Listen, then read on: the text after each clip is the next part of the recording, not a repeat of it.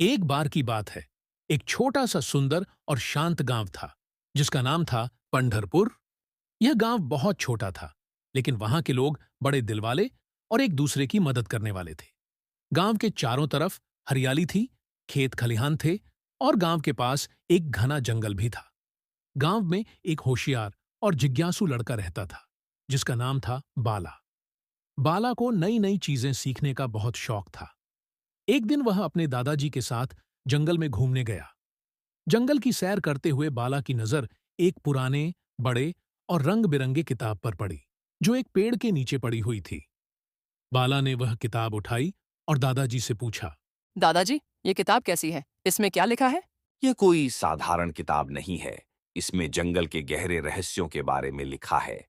इसे पढ़कर समझने के लिए बहुत ध्यान और मेहनत की जरूरत होगी। बाला को किताब बहुत पसंद आई और वह उसे अपने घर ले आया। रोज रात को बाला वह किताब पढ़ता और उसमें लिखी बातों को समझने की कोशिश करता।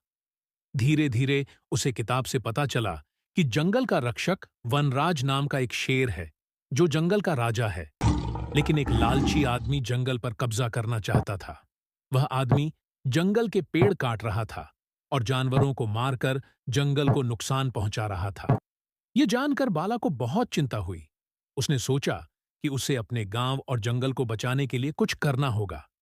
बाला ने सभी गांव वालों को बुलाया और उन्हें इस खतरे के बारे में बताया। उसने सभी से जंगल की रक्षा करने की विनती की। गांव वाले बाला की बात मान गए। सबने मिलकर उस लालची आदमी को जंगल से बाहर भगा दिया। जल्द ही जंगल फिर से हरा भरा और शांत हो गया। बाला की वजह से जंगल बच गया।